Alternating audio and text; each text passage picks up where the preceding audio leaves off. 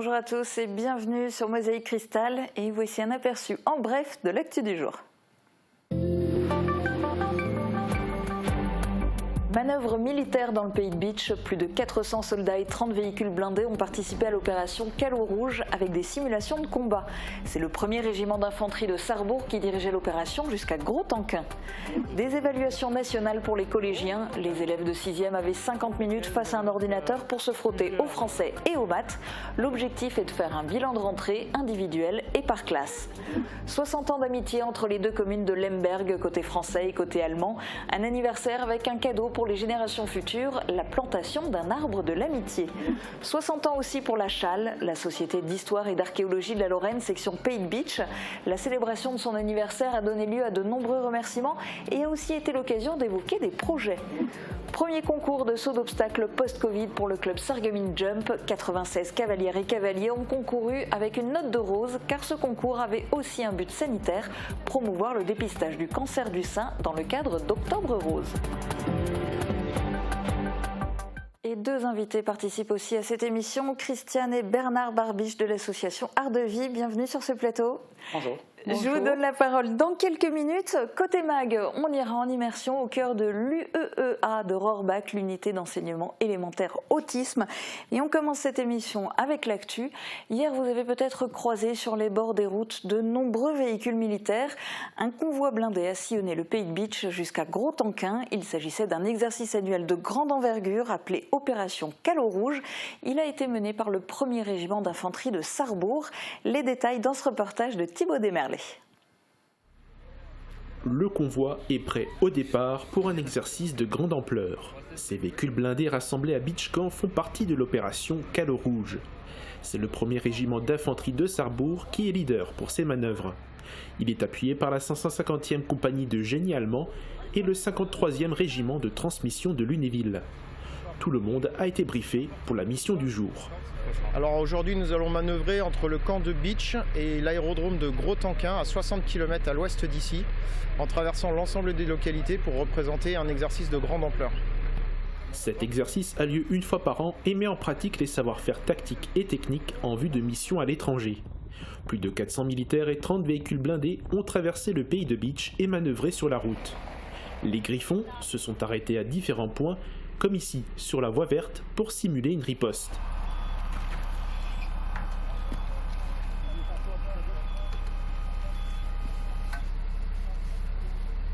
Si vous avez entendu des coups de feu vers midi ce lundi, c'est normal. Le convoi a traversé la commune d'Épins avant de s'arrêter à sa sortie pour une nouvelle simulation de combat.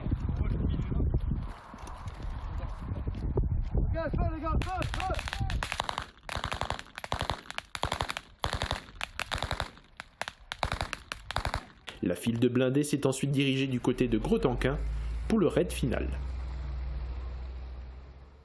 Mobilisation du personnel de la maison d'arrêt de Sarreguemines ce matin. Dans leur nouveau tract distribué aux abords de l'établissement et en ville, les agents pénitentiaires dénoncent de gros problèmes de management, comme nous l'explique Alfred Sarek, secrétaire régional de la CGT pénitentiaire et secrétaire de la maison d'arrêt de Sarreguemines, au micro de Thomas Drouin. Donc on est là pour deux raisons. La première, c'est parce qu'on réclamait de l'effectif. Il nous manquait 3 agents. L'administration pénitentiaire nous l'a accepté. On va donc les avoir. Ça, c'est plutôt une bonne nouvelle. La deuxième raison, c'est le management par la peur et les sanctions et les punitions, les menaces qu'on subit depuis trop longtemps. Ça a repris depuis quelques semaines, depuis qu'on a demandé justement qu'on nous rende les agents qui nous manquent, et les retraités en tout cas. Donc le directeur interrégional nous menace clairement. Aujourd'hui on est sur le parking parce que si on se met devant l'établissement on perdra un jour de salaire. Ça fait partie des menaces de notre directeur interrégional. On le regrette parce qu'on s'entendait quand même relativement bien avec la direction locale. On ne comprend pas la réaction du directeur régional et ce management par la peur. On est des bons professionnels même si lui sous-entend le contraire. Et on espère aujourd'hui que le dialogue renaîtra en tout cas avec la direction locale et peut-être avec la direction interrégionale. Du côté de l'éducation nationale, les évaluations nationales des élèves viennent de s'achever. Elles se sont déroulées dans les écoles primaires, mais aussi les collèges pour les élèves de 6e. Alors, en direction le collège Fulrad de Sarreguemines, où nous avons suivi un groupe d'élèves lors de ces épreuves. Depuis plusieurs années, l'évaluation se fait sur ordinateur. Retour en images avec Uranie Tozic. Alors, vous cliquez sur suivant, et puis vous pouvez commencer donc l'évaluation. Ces élèves de 6e ont 50 minutes pour effectuer leur évaluation nationale.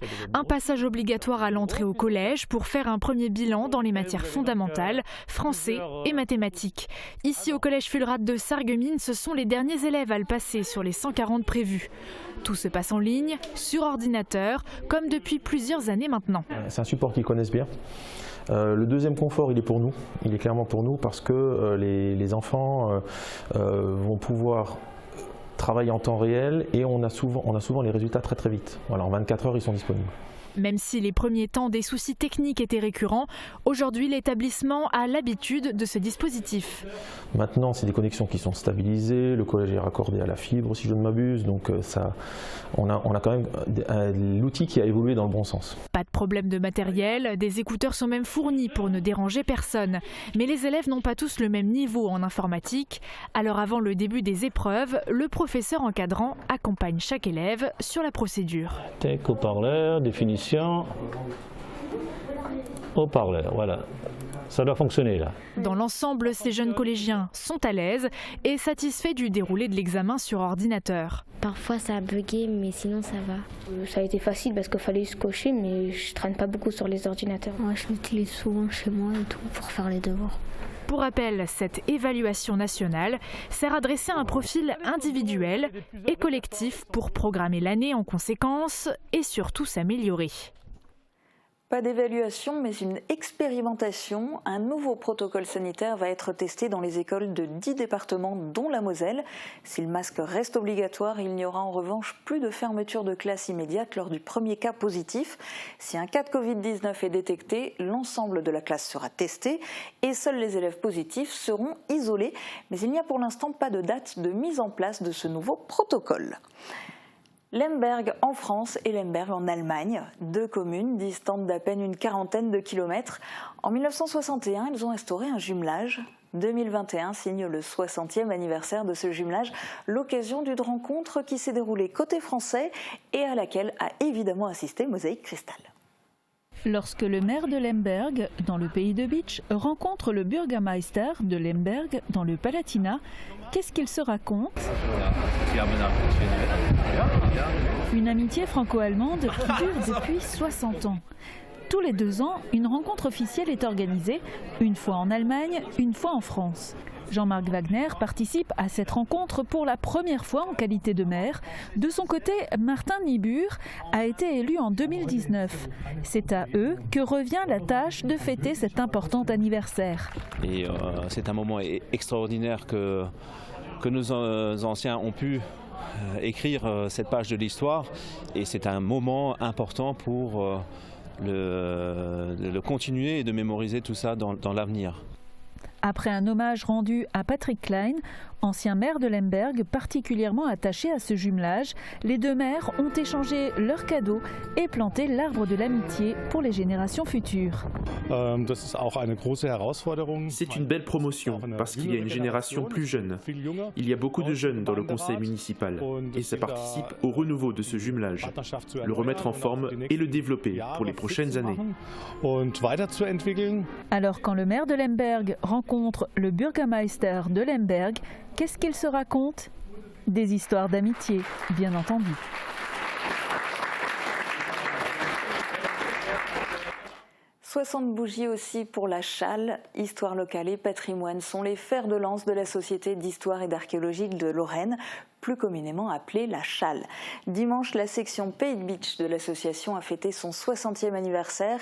Témoignages, remerciements, de nombreux partenaires de la structure étaient présents pour mettre à l'honneur les bénévoles qui œuvrent pour la mémoire du territoire. Reportage de David Aurès.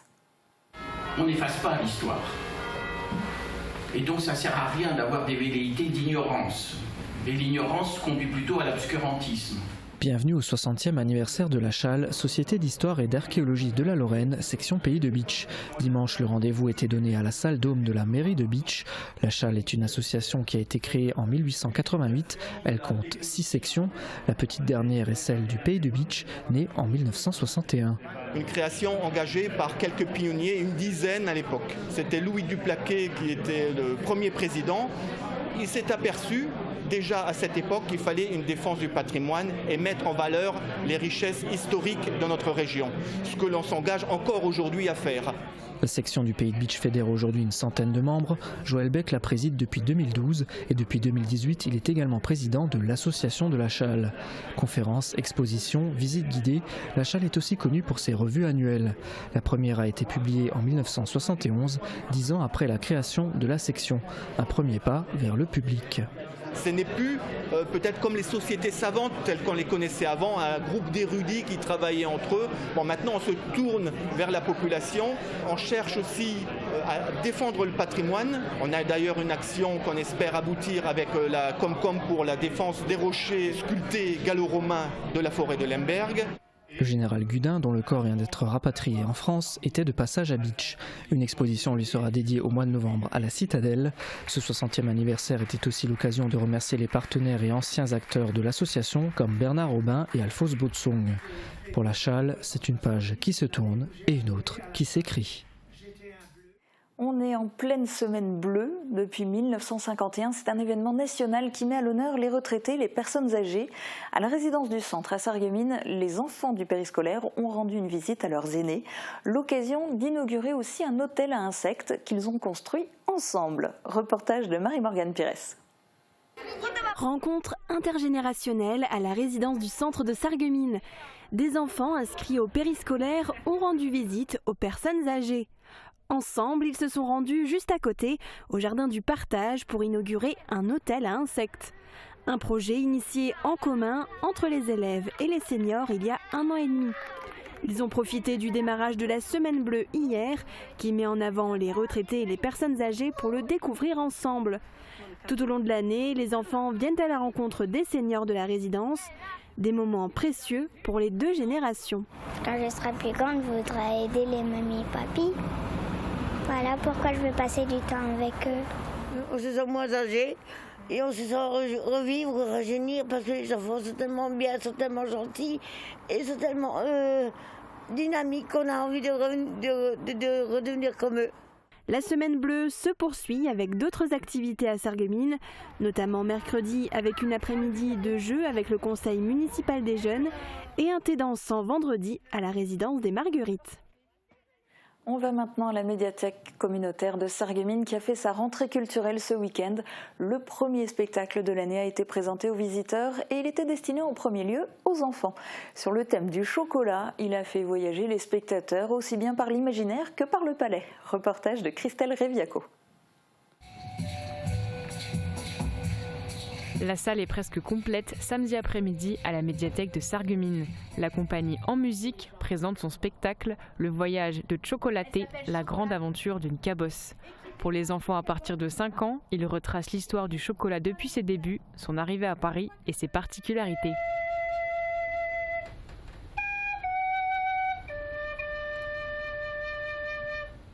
À la fin, grands et petits ont eu la chance de déguster du chocolat. Côté sport, une semaine après les Laurentides, c'est le Sarreguemines Jump qui a organisé son premier concours de saut d'obstacles post-Covid. Une compétition sportive qui s'est aussi voulue citoyenne. Explication dans ce reportage de Thomas Drouin sur des images de Christelle Reviaco. Le premier concours de saut d'obstacles organisé depuis 2019 par le Sarreguemines Jump, le club hippique de la ville, a pris une teinte rosée. Non pas que les cavaliers et cavalières montaient des éléphants de cette coloration, ils sont restés sur des classiques poneys et chevaux, mais organisé ce week-end, le 1er du mois d'octobre, le concours s'est rallié à l'opération Octobre Rose de la Ligue contre le cancer, destinée à sensibiliser les femmes au dépistage du cancer du sein. Vu que 90% des cavaliers sont des cavalières, donc c'était un message fort, donc oui, on vous invite tous à vous dépister, c'est très important. Concrètement, 1 € par engagement de cavaliers ou cavalières à la compétition sera reversé à la Ligue contre le cancer. Ils étaient 96, ce qui fait déjà 96 €. De plus, une cagnotte était à la disposition des visiteurs et compétiteurs afin d'y déposer un don supplémentaire. Au passage de Mosaïque Cristal, la cagnotte s'élevait déjà à une 60aine d'euros. Tous ces dons seront remis à la Ligue contre le cancer en même temps que ceux récoltés par la ville au travers de l'opération menée chez les commerçants sarregueminois. Et maintenant, il est temps de donner la parole à nos 2 invités du jour.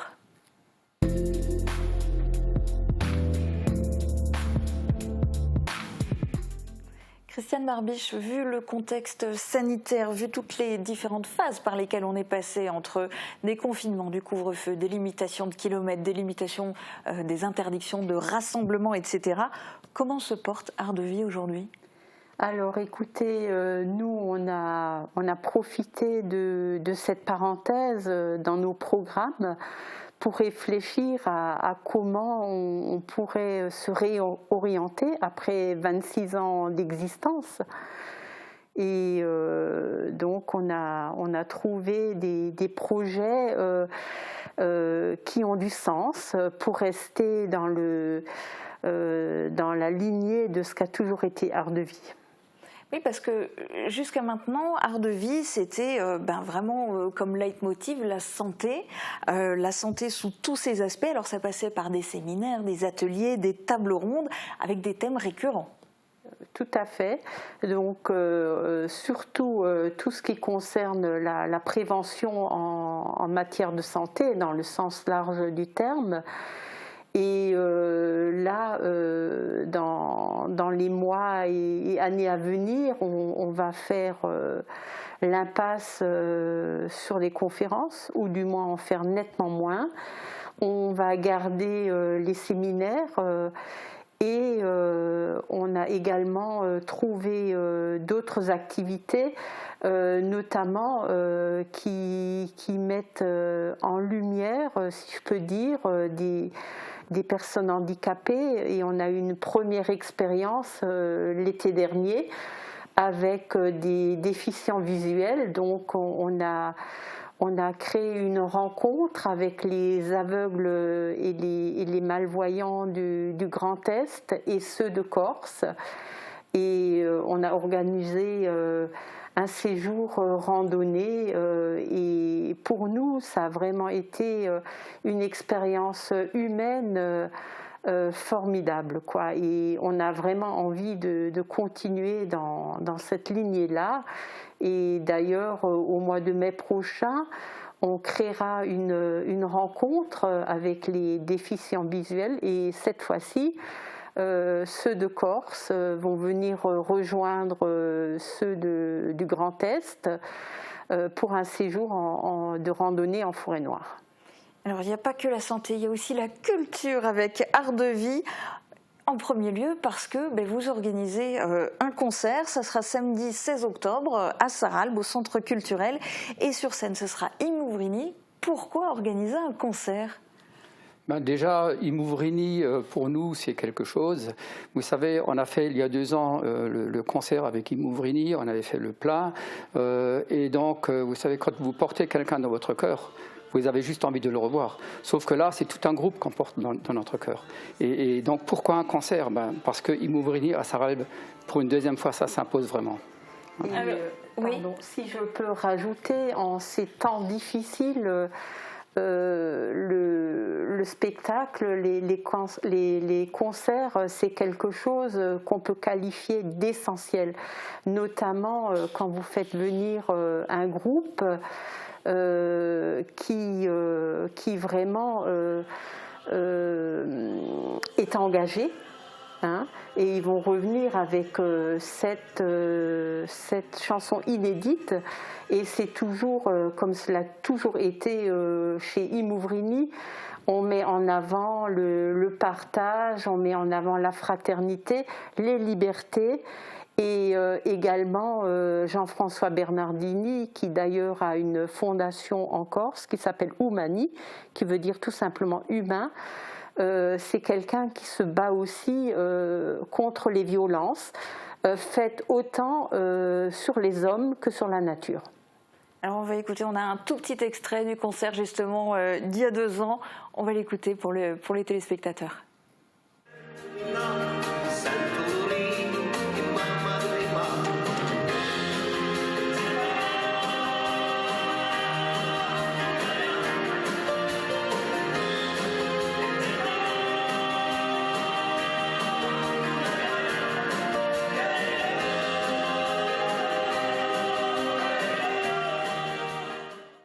Voilà, c'était la petite note musicale, la touche en plus pour achever de vous convaincre de prendre vos billets. Donc il y a encore des billets à l'office de tourisme de Sarreguemines, au Super U de Rohrbach.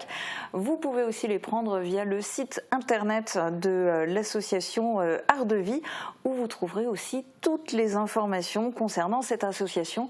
Et puis au fur et à mesure, les prochains événements, au fur et à mesure que vous allez les programmer. Merci beaucoup d'être venu témoigner dans cette émission. Bon concert, bonne continuation. Nous, on continue avec les prévisions météo pour demain. Retrouvez votre programme avec le Crédit Mutuel, partenaire des grands événements de votre région. Une banque qui appartient à ses clients, ça change tout. Bonjour tout le monde, l'événement incontournable du mois d'octobre, c'est bien sûr Halloween. Et certains s'y préparent déjà. Sortez vos plus beaux monstres et fantômes ou vos plus belles citrouilles pour notre plus grand plaisir. Et je sais que vous êtes très nombreux à avoir déjà décoré vos maisons ou vos jardins, alors n'hésitez pas à me partager vos photos dans les commentaires ou vos adresses par message privé si vous voulez que je vienne présenter la météo devant votre maison, comme aujourd'hui. Et si pour le moment le soleil est au rendez-vous, l'ambiance d'Halloween commence à s'installer dans le ciel avec le retour des nuages prévus pour demain. Malgré ça, le temps devrait rester principalement sec, même si le risque d'averse n'est pas totalement à exclure. Côté température, les minimales iront de 7 à 8 degrés et les maximales de 12 à 13 degrés. Demain, pensez à souhaiter une bonne fête au Bruno et il fera jour de 7h39 à 19h. Alors n'oubliez pas de m'envoyer vos photos, passez tous encore une très belle journée et à demain. C'était votre programme avec le Crédit Mutuel, partenaire des grands événements de votre région. Une banque qui appartient à ses clients, ça change tout. Pour la carrosserie, la mécanique et le diagnostic des véhicules Renault, Dacia et autres marques, ainsi que pour l'achat et la pose de vos pneus, et pour le dépannage 7 jours sur 7 et 24 heures sur 24. Les garages Schwind à Sarreguemines et Rohrbach sont à votre service depuis 1971. Le grand marché des producteurs vous attend le 10 octobre à Sarreguemines. À l'esplanade du casino, venez rencontrer les producteurs locaux et retrouver les bons produits du terroir lorrain. Restauration sur place tout au long de la journée. Profitez aussi d'animations avec une mini-ferme et des balades en bateau sur la Sarre. Un événement organisé par la communauté d'agglomération Sarreguemines Confluence en partenariat avec la ville de Sarreguemines. Le grand marché des producteurs, c'est le 10 octobre à l'esplanade du casino de Sarreguemines. L'unité de formation d'apprentis Henri Nominé devient l'unité de formation d'apprentis Michel Roth. Le nouvel UFA Michel Roth, des formations professionnelles par apprentissage dans la restauration, le commerce, l'industrie et les métiers du bâtiment. Une formation, un job, un salaire.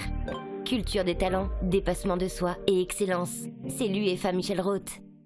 À partir du 1er novembre, nouvelle réglementation pneus hiver. Faites confiance à Speedy. Pour vos pneus, faites confiance à Speedy, 34 rue Maréchal Foch à Sarreguemines. Je suis appareillé et je suis gêné par les bruits autour de moi, surtout quand je regarde la télé. Deux solutions s'offrent à vous, soit le système de boîtier télé connecté directement à vos appareils auditifs si vous êtes appareillé, sinon nous avons le casque télé à connecter directement à la télévision.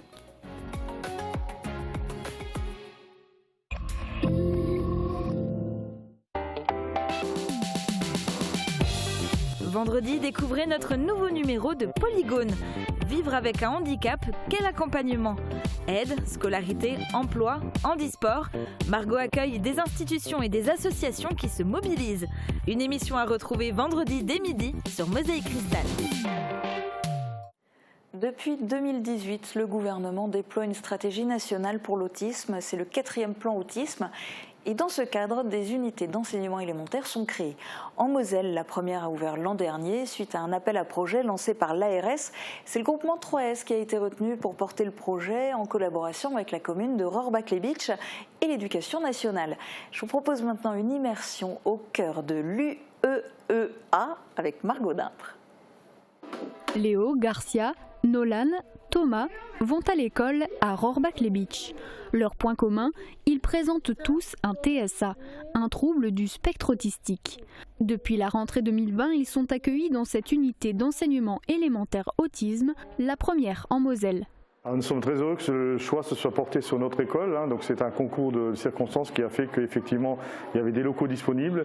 Il y avait déjà une tradition un peu à l'école, donc avec la classe Ulysse qui existait déjà. Et donc tout le monde a été emballé par ce projet. Et donc on a eu la chance finalement que la décision qui soit prise en haut lieu nous attribue cette classe supplémentaire qui s'est bien intégrée à l'école. Dans cette classe, une enseignante, un AESH, une éducatrice spécialisée, un AES, mais aussi une psychologue, une ergothérapeute et un médecin travaillent en équipe pour accompagner au mieux le parcours des enfants. Pour les aider à s'inclure, ils vont régulièrement en classe, en récréation et mangent à la cantine avec les autres élèves. On leur permet vraiment de partir dans le milieu scolaire ordinaire avec une caisse à outils, voilà, et ça leur permet d'appréhender au mieux leur scolarité. Malgré l'autisme, ces élèves suivent le même programme que n'importe quel élève de primaire. Le dessin. On suit quand même les programmes nationaux, donc on essaie de les amener aux mêmes finalités que les élèves ordinaires, mais après ils ont besoin de plus de temps de pause, donc chez nous on prend en compte leurs besoins, leur rythme. Ils ont droit à plus de pauses, d'autres aménagements. Des aménagements comme cette pièce, plongée dans le noir, à l'abri de l'agitation. Ces unités d'enseignement élémentaire ont été créées dans le cadre du plan national autisme, au même titre que les unités d'enseignement en maternelle. Elles sont de véritables portes d'entrée au circuit scolaire classique. Oui, Garcia, toi ? Et maintenant, une serre dans un centre éducatif fermé. C'est le projet mis en place à Forbach par la Fondation Vincent de Paul. Et c'est un moyen pour les jeunes, à travers le travail de la terre, de revenir sur le droit chemin et pourquoi pas de trouver une voie d'avenir. Immersion dans la serre du CEF. Bon les gars, on va faire comme d'habitude. On va commencer par l'arrosage aujourd'hui. Donc tu t'occupes toi de l'arrosage déjà du jardin en priorité. Okay. Toi et moi, on va attendre 2 minutes qu'il déroule le tuyau. Ouais. Tu regardes juste si la terre est sèche avec les doigts, tu enlèves ton gant. Et si la réinsertion passait par la terre? C'est en tout cas la voie choisie par l'équipe pédagogique du centre éducatif fermé de Forbach pour accompagner les 12 jeunes placés dans la structure. Fonctionnelle depuis le mois de septembre, cette serre pédagogique est une occasion de se rapprocher de la nature. Financée par la préfecture de Moselle et la fondation Air France, cette serre a des vertus thérapeutiques. Pour les faire adhérer, je suis resté simplement moi-même, avec de ma nature moi-même. Je les ai amenés simplement à découvrir, à apprendre à toucher, à sentir la terre, à toucher une plante. J'ai simplement essayé de leur apprendre à apprécier ce que je fais. Je leur ai vendu un peu comme ça, en faisant le jardinier amateur, tout simplement. Et ça marche. Et ça fonctionne mieux que je le pensais. Je trouve qu'il y a même plus de succès que je pensais. Est-ce que c'est moi? J'en sais rien. Mais en tout cas, les jeunes qui passent par mon atelier, ils y trouvent un certain plaisir. Ils y passent un bon temps de détente où on apprend vraiment dans la détente, on prend du bon temps ensemble et j'explique les choses simplement et naturellement. Certains jeunes m'ont dit, François, grâce à toi, j'ai découvert un nouveau métier. Je ne savais pas qu'on pouvait faire ça. Que deviennent ces jeunes? Ça dépend en fonction de leur projet de sortie. Il y en a un qui m'a demandé par exemple à faire un stage de découverte dans les espaces verts. Donc on va chercher un partenaire extérieur pour lui faire découvrir ce que c'est le vrai travail de terrain. D'autres vont s'orienter parfois par la mécanique ou autre chose.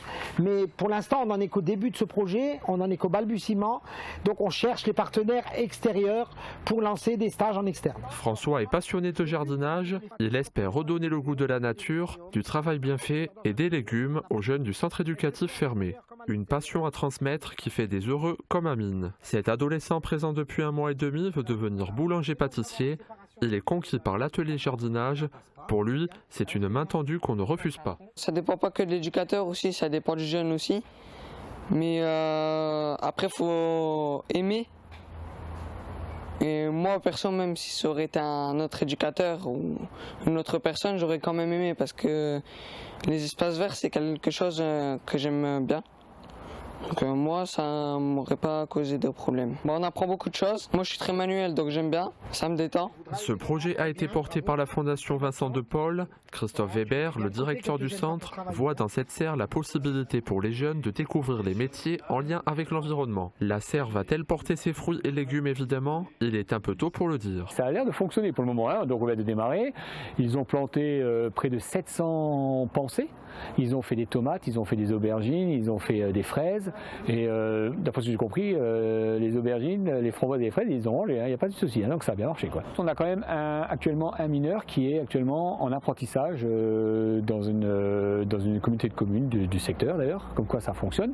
Alors il est démarré avant, hein, il a travaillé sur les espaces verts du CEF. Et on a aussi, un des moyens de mesurer, c'est aussi la suite que ça va donner. Enfin, je veux dire, si on arrive à faire accrocher nos mineurs avec ce projet, ça permettra de travailler sur le fleurissement du CEF, le fleurissement d'autres structures. On a dans l'idée une maison de retraite, on a dans l'idée travailler avec la mairie de Forbach, quoi. Donc en fait, et même personnellement, moi si déjà eux-mêmes ils sont heureux dans leur vie, je suis content, quoi.